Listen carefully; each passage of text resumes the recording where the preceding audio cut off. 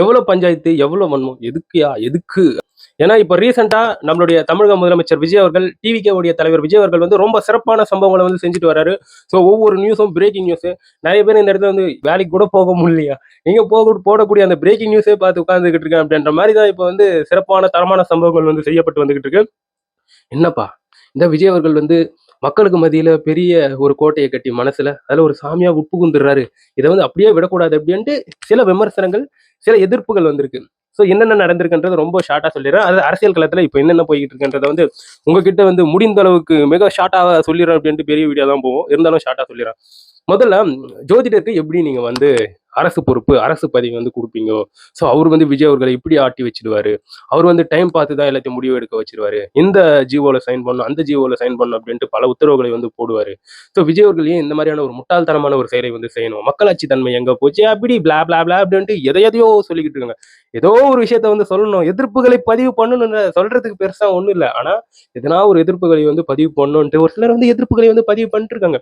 சரி பண்ணட்டும். என்ன பண்றது? ஏதோ ஒண்ணு சொல்லணும்ல. சரி அந்த ஜோதிடர் யாரு அப்படின்னு பார்க்கும்போது ரிக்கி ரதன் பண்டிட் வெற்றிவேல் அப்படின்ற ஒரு நபர். அவர் ஒரு ஜோதிடர். அதே சமயத்துல டிவிஏ கட்சியில ஒரு ஒரு செய்தி தொடர்பாளர் அவரு. ஸோ அந்த மாதிரியான ஒரு நபர் தான் அவர் வெற்றிவேல் அப்படின்ற ரிக்கி ரதன் பண்டிட் அப்படின்ற அந்த நபர். ஸோ அவருக்கு வந்து இப்போ ஓஎஸ்டி அப்படின்ற ஒரு பதவி கொடுத்துருக்காங்க. ஒரு அரசு பதவி அப்படின்னு சொல்லப்பட்டு வந்துகிட்டு இருக்கு. அந்த பதவி வந்து கொடுத்துட்டு இருக்காங்க. அதாவது ஆஃபீஸர் ஸ்பெஷல் டியூட்டி அப்படின்ட்டு சொல்லப்பட்டு வந்துகிட்டு இருக்கு. ஸோ அவ்வாறான ஒரு அரசு பதவி என்பது அவருக்கு வந்து கொடுத்துருக்காங்க. அந்த பதவியை வந்து ஏன் கொடுக்கணும்? இந்த இடத்துல வந்து மக்களாட்சி தன்மை என்னாச்சு? இந்த இடத்துல வந்து இந்த சாதி மதமற்ற ஒரு அரசியலை வந்து நீங்க முன்னெடுக்கிறீங்கன்னு சொன்னீங்க. ஆனா இப்போ ஒரு ஜோதிடருக்கு இப்பேற்பட்டு இருக்கக்கூடிய ஒரு அரசு பதவியை வந்து கொடுத்துருக்கீங்க அப்படின்ட்டு இவ்வாறான அஜெண்டாக்கள், இவ்வாறான பிரச்சனைகள் வந்து தூண்டி விடப்பட்டிருக்கு. தயவு செஞ்சு கொஞ்சம் கூட மேனிபுலேட் ஆயிடாதீங்க. ஸோ ஒரு விஷயத்த வந்து நல்லா யோசிச்சு பாருங்க. இப்ப இருக்கக்கூடிய அரசியல்களா இருக்கட்டும், தொழில்களா இருக்கட்டும், எல்லா இடத்துலயும் இந்த மாதிரி இவன் என்ன சாமியை கும்பிடுறான், இவன் என்ன சாதிக்காரன், இவன் என்ன மதத்துக்காரன் அப்படின்னு பார்த்தா அந்த இடத்துல வந்து வேலைகள் கொடுக்கப்பட்டு வந்துகிட்டு இருக்கு. கிடையாது இல்லையா? இந்த இடத்துல வந்து ஜென்ரலா யோசிச்சு பார்க்கும்போது ஓஎஸ்டி அப்படின்ற அந்த பதவி, ஆஃபீஸர் ஸ்பெஷல் டியூட்டி அப்படின்ற ஒரு பதவி முதலமைச்சருக்கு ஒரு செய்தி தொடர்பாளராக, ஸோ யாராச்சும் வந்து பார்க்கணும்னா முதலமைச்சரை இவர்கிட்ட வந்து கன்சல்ட் பண்ணுவாங்க. சில அமைப்புகள் இருப்பாங்க. அவங்கெல்லாம் வந்து பார்க்கணும்னா இவர்கிட்ட வந்து கன்சல்ட் பண்ணுவாங்க. இந்த மாதிரி முதலமைச்சருக்கு அவங்க கட்சிக்குள்ள நடக்கக்கூடிய விஷயங்கள், அதை தாண்டி வெளியில என்னென்ன நடக்கக்கூடிய விஷயங்கள், அது எல்லாத்தையும் சொல்லக்கூடிய ஒரு செய்தி தொடர்பாளராக இருக்கக்கூடிய ஒரு பதவி தான் அது. ஸோ அப்பேற்பட்டிருக்கக்கூடிய ஒரு பதவி தான் அவருக்கு வந்து ரதன் பண்டிட் அவர்களுக்கு வந்து தரப்பட்டு வந்துட்டு இருக்கு. இந்த இடத்துல அது என்ன தப்பு இருக்கு? என்ன தப்பு இருக்கா? இதை தாண்டி ஏம்பா இவர் வந்து அந்த அரசு பதவியில இருந்துகிட்டு ஜோசியம் சொல்ல போறாரு, தமிழ்நாட்டுக்கு வந்து என்னென்ன நடக்க போகுது அப்படின்னு ப்ரெடிக்ட் பண்ண போறாரு அப்படின்ட்டா சொல்லியிருக்கோங்க. அப்புறம் எதுக்கு எந்த மாதிரியான திசை திருப்பல்கள் பண்ணிக்கிட்டு இருக்கீங்க அப்படின்னு தானே கேட்க தோணுது. அரசியல்வாதிகள் அதை வந்து எதிர்க்கிறாங்க. ஒரு சில அரசியல்வாதிகள் அதெல்லாம் கிடையாதுப்பா, ஜோதிடத்துக்கும் செய்தி தொடர்பாளருக்கும் என்னங்க வித்தியாசம் இருக்கு? அதெல்லாம் ஒண்ணும் இல்லைங்க. ஸோ ஒரு வேலை என்பது ஒருத்தவன் என்னவா இருக்கான்றத பொறுத்தது கிடையாது. அந்த பொறுப்பு அவருக்கு கொடுக்கப்பட்டிருக்கு. அந்த பொறுப்பை பற்றி தான் பார்க்கணும். அதை விட்டு பின்னாடி அவன் என்ன பண்ணிட்டு இருந்தான், வேலை என்ன, அவன் சாதி என்ன, அவன் மதம் என்ன அப்படின்றதெல்லாம் ஆராயறதெல்லாம் நம்ம பொறுப்பு கிடையாது அப்படின்ட்டு நிறைய பேர் இப்போ அவங்களுடைய எதிர்ப்புகளையும் அந்த இடத்துல வந்து பதிவு பண்ணிட்டு வராங்க. இப்போ ஒரு சிறப்பான ஒரு செய்தியை வந்து கேட்க முடியுது. இது கேட்கும்போது உண்மையாவே நெகிழ்ச்சிகரமாக இருக்கு. சந்தோஷமா இருக்கு. ஏன்னா கிட்டத்தட்ட டிவிகேல இருக்கக்கூடிய ஒரு சொற்ப இலக்குல இருக்கக்கூடிய 9 நபர்கள் கிட்ட அவங்க கிட்ட இருக்கக்கூடிய சொத்து மதிப்பே ரொம்ப கம்மியானது. 1,00,00,000க்கும் கீழ அப்படின்னு சொல்லப்பட்டு வந்துகிட்டு இருக்கு. ரொம்ப கம்மி. ஸோ ஆல்மோஸ்ட் அப்படிதான். ஸோ அந்த மாதிரி இருக்கக்கூடிய நபர்கள் இப்போ எம்எல்ஏக்கள் ஆயிருக்காங்க அப்படின்னு சொல்லும்போது இந்த இடத்துல வந்து ரொம்ப சந்தோஷமா இருக்குங்க. ஏன்னா இந்த இடத்துல வந்து ஏழைகளும் பெரிய பெரிய கனவுகளை வந்து வெல்லலாம் அப்படிங்கிற ஒரு விஷயத்த வந்து சாத்தியப்படுத்தி இருக்கிறது வந்து முக்கிய பங்கு விஜயன் தான். அதுக்கப்புறம் நம்ம தமிழ்நாட்டுடைய மக்கள். ஸோ இவங்க தான் ரொம்ப முக்கியமான பங்களிச்சிருக்காங்க. ஸோ அந்த எம்எல்ஏக்கள் வந்து இப்போ எப்படி அவங்களுடைய சொத்து மதிப்பு கம்மியா இருக்கோ, அதே சொத்து மதிப்புடன் நம்ம தமிழ்நாட்டு மக்களுக்கு வந்து சிறப்பான அவங்களுடைய அந்த பணியை செஞ்சுட்டு அந்த சொத்து மதிப்பை வந்து ஏதோ ஒரு வகையில காசு சம்பாதிச்சு அதை வந்து ஏத்தாம தப்பா, ஸோ அந்த சொத்து மதிப்பை வந்து அதை அப்படியே வச்சுக்கிட்டு அவங்களுக்கு அரசு கொடுக்கக்கூடிய அந்த ஊதியத்துல அவங்க வந்து மக்களுக்கு சிறப்பாக நல்ல விஷயங்களை செஞ்சு செயல்பட்டாங்கன்னா இன்னும் சிறப்பு சூப்பரா இருக்கும். அந்த சொத்து மதிப்பு அப்படியே தொடரணும், யாரெல்லாம் கூடாது. அதே மாதிரி மக்கள் வந்து ஒரு பிம்பத்தை வந்து இந்த இடத்துல வந்து உடைச்சிருக்காங்க. காசு கொடுத்தா ஓட்டு போட்டுருவாங்க, இந்த பொருளை கொடுத்தா ஓட்டு போட்டுருவாங்க அப்படின்ற ஒரு கணிப்பு இருந்துச்சு. எல்லாத்தையும் உடைச்சி சுக்கு நூறாக்கி எடுத்து போயிட்டு ஆத்துல போட்டுட்டாங்கன்ற மாதிரி தான் சொல்ல முடியும். ரீசெண்டா ஒரு சிறப்பான ஒரு தனம்பான ஒரு சம்பவம் என்னன்னு பார்த்தோம்னா, நம்மளுடைய தமிழக முதலமைச்சர் சிஎம் விஜய் அவர்கள் வந்து என்ன சொல்லியிருந்தாருன்னா, நம்ம தமிழ்நாட்டில் இருக்கக்கூடிய ஒயின் ஷாப்ஸ் 717 ஒயின் ஷாப்ஸ் வந்து மூடப்படும்.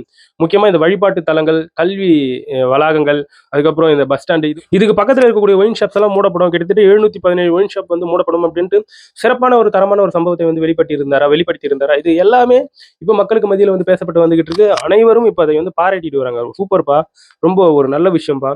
ஸோ இந்த மாதிரி பண்ணா அங்க இருக்கக்கூடிய மக்கள் வந்து அவதிக்குள்ளாக்கப்பட மாட்டாங்க. இந்த போதை ஆசாமிகள் வந்து வந்து குடிச்சிட்டு சில ரகளைகள்ல வந்து ஈடுபடுறாங்க.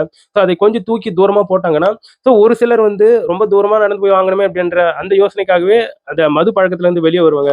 இன்னும் இதை வந்து கொஞ்சம் கொஞ்சமா கட்டுப்படுத்தி மதுவை வந்து சுத்தமா பூரண மதுவிலக்கா கொண்டு வந்துடணும் அப்படின்ற மாதிரியான விஷயங்கள் வந்து பேசப்பட்டு வந்துகிட்டு இருக்கு. இதுவும் சிறப்பான ஒரு சம்பவம் தான். இன்னொரு பக்கம் வந்து இந்த பாட்டிலுக்கு 10 ரூபாய் வாங்கக்கூடிய இவ்வாறான நிகழ்வு வந்து தொடர்ந்து நடந்துகிட்டே இருக்கு.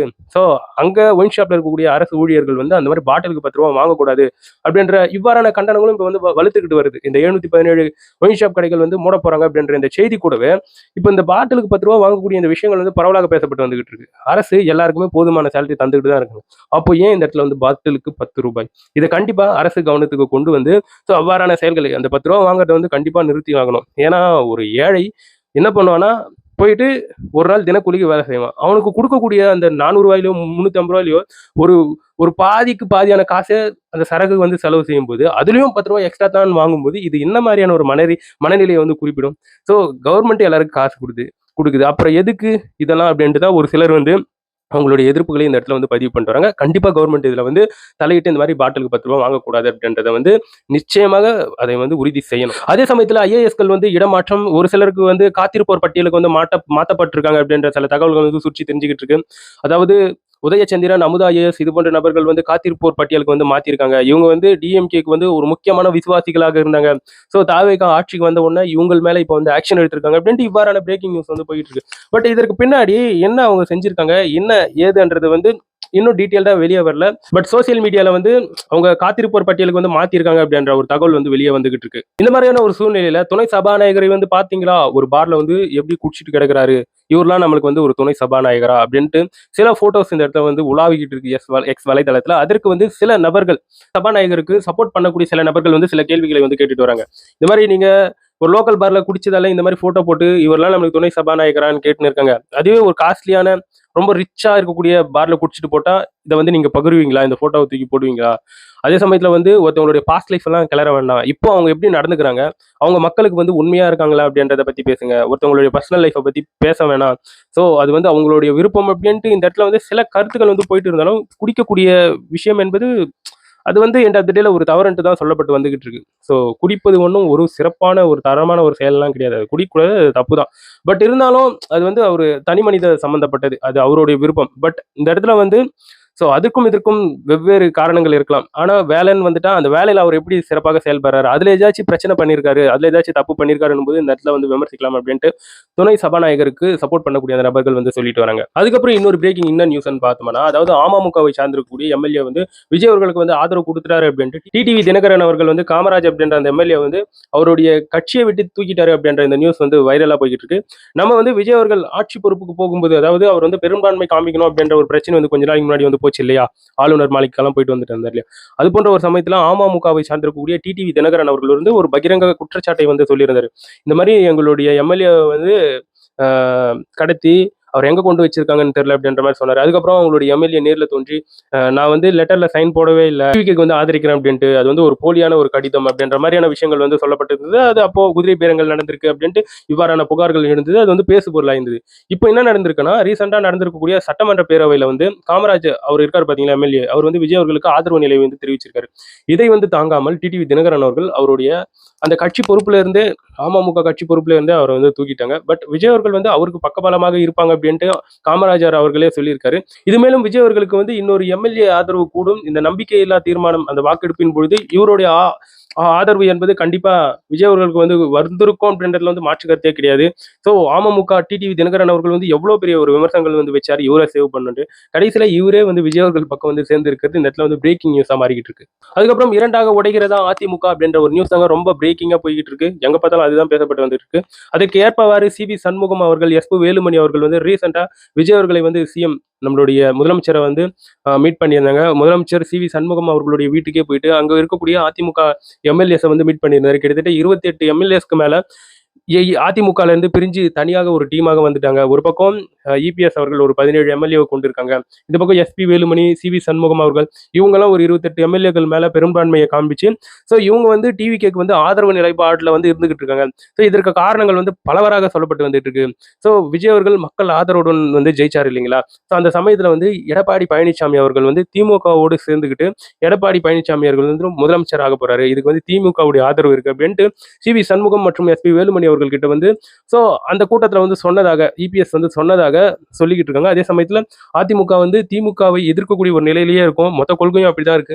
அப்படி இருக்கும்போது எப்படி அவங்க கூட சேர்ந்துக்கிட்டு இந்த மாதிரி முதலமைச்சர் கேண்டிடேட் ஆகலாம் அப்படின்ற மாதிரி இவர் சொன்னது அது எங்களுக்குள்ள எதிர்ப்பலையை வந்து ஏற்படுத்தி விட்டது அப்படின்னு சொல்லி ஏகப்பட்ட விஷயங்கள் வந்து பேசியிருந்தாரு. அதுல வந்து லிட்டரலா பார்க்க முடியுது. கண்டிப்பா ஏடிஎம்கேல வந்து ஒரு மிகப்பெரிய ஒரு பிளவு என்பது ஏற்பட்டிருக்கு. இதுல குறிப்பா சொல்லணும்னா சிவி சண்முகம் மற்றும் எஸ்பி வேலுமணி அவர்கள் வந்து டிவிகேக்கு வந்து ஆதரவாக இருக்க போறாங்க. கிட்டத்தட்ட 28 எம்எல்ஏக்கள் கூட போயிட்டு டிவிகேல வந்து இணைய போறாங்க அப்படின்ற இந்த இவ்வாறான தகவல் வந்து சுற்றி திரிஞ்சுக்கிட்டு இருக்கு. அதே சமயத்துல டிவிகேல இப்போ வரைக்கும் நிறைய அமைச்சரவை பதவி என்பது காலியாக தான் இருக்கு. யாரும் அதற்கான பதவிகளை வந்து ஏற்காமல் இருக்கிறாங்க. ஸோ இதுல இருந்தே தெரியுது கண்டிப்பா எஸ்பி வேலுமணி, சிவி சண்முகம் இவங்களுக்கெல்லாம் ஒரு அமைச்சர் பதவி என்பது காத்துக்கிட்டு இருக்கு அப்படின்ற மாதிரி இவ்வாறான விஷயங்கள் வந்து பேசப்பட்டு வந்துகிட்டு இருக்குங்க. இப்படி இருக்கும்போது இப்போ டிவிகே கட்சியில இருந்து அபிஷியலா ஒரு நியூஸ் வந்து வெளியே விட்டுருக்காங்க. என் ஆனந்த் அவர்கள் வந்து விஜய் அவர்களுக்கு தெரியப்படுத்தி அதுக்கப்புறம் இந்த நியூஸை வந்து வெளியே விட்டுருக்காங்க. அது என்னன்னா இப்போ டிவிகேவை சார்ந்து இருக்கக்கூடிய ஒரு சில நபர்கள் ஒரு சிலர் வந்து பயங்கரமா ஆட்டம் போட்டுன்னு இருக்கானுங்க. ஸோ அந்த ஆட்டம் என்னன்ட்டு சொல்றதுன்னு தெரியலங்க. அது வந்து எல்லாருக்கிட்டையும் பாராட்டத்தக்க ஒரு ஆட்டமா இருந்தா பிரச்சனையே இல்லை. பட் அது வந்து ஒரு தப்பான பேர் வாங்கி தருது. விஜயனுடைய பெயருக்கே களங்கத்தை வந்து பண்ணி விடுதுன்னா அந்த அறியாமையான இந்த செயலை வந்து செய்யவே கூடாது. இன்னும் குறிப்பா சொல்லணும்னா கண்டமேனிக்கு ரோட்ல வந்து பப்ளிக்கை வந்து டிஸ்டர்ப் பண்ணிக்கிட்டு ஆட்டம் போடுறது, பேனர் வைக்கக்கூடிய கலாச்சாரம் இது போன்ற பப்ளிக்கை டிஸ்டர்ப் பண்ணக்கூடிய எந்த செயலா இருந்தாலும் கண்டிக்கத்தக்கது. அது வந்து தப்பானதுப்பா. இந்த மாதிரி நீங்க வந்து தொடர்ந்து செஞ்சீங்கன்னா ஸோ கட்சி தலைமையில இருந்து இதற்கு எதிர்ப்புகள் வரும். அதே சமயத்தில் ஸ்ட்ரிக்டான ஆக்ஷன்ஸும் இதுல வந்து எடுக்கப்படும். எந்த ஒரு சமரசமும் கிடையாது அப்படின்ற மாதிரியான ஒரு கடிதம் என்பது இப்போ கட்சி தலைமையில இருந்து வெளியே வந்திருக்கு அப்படின்ற இந்த நியூஸ் வரவேற்கத்தக்கது. இப்படிதான் இருக்கணும். ஏன்னா எந்த கவர்மெண்ட் வந்தாலும் இந்த இடத்துல எண்ட் ஆஃப் த டேல மக்களுக்கு சேவை செய்யக்கூடிய அந்த மனநிலைக்கு தான் வரணும். ஏன்னா வேற எதுக்கு வராங்க? எந்த ஒரு கவர்மெண்ட் ஃபார்ம் பண்ணாலும் மக்களுக்கு நல்லது செய்யணும். அதுக்காக தானே வராங்க. அந்த மக்களை போய் டிஸ்டர்ப் பண்ணா அது தப்புன்ட்டு தான் சொல்ல முடியும். இந்த விஷயத்துல டிவிகே செஞ்சிருக்கிறது சூப்பரான சம்பவம். ஸோ இப்படிதான் ஸோ நம்ம ஆளுங்களா இருந்தாலும் நம்ம வந்து தட்டி வைக்கணும் அப்படின்ட்டு அவங்களுடைய அந்த எதிர்ப்புகள் பண்ணது சூப்பர். மாற்று கருத்தே கிடையாது. இந்த நிலையில இன்னைக்கு வந்து இந்த நம்பிக்கையில்லா தீர்மானம் வாக்கெடுப்புகள் என்பது போயிட்டு இருக்கு நம்மளுடைய தமிழக சட்டப்பேரவையில. அதுல என்ன காரசாரமான விவாதங்கள் நடந்திருக்குன்றத அடுத்த ஒரு வீடியோக்குள்ள உங்ககிட்ட நான் ஷேர் பண்ணிக்கிறேன். ஸோ இந்த காணொலி பற்றி உங்களுடைய அந்த கமெண்ட்ஸை என்னுடைய கமெண்ட் செக்ஷன்ல கண்டிப்பா பதிவு பண்ணுங்க. ஸோ நான் வந்து உங்களை அடுத்த ஒரு வீடியோல பார்க்குறேன். பை பாய் நண்பர்களே.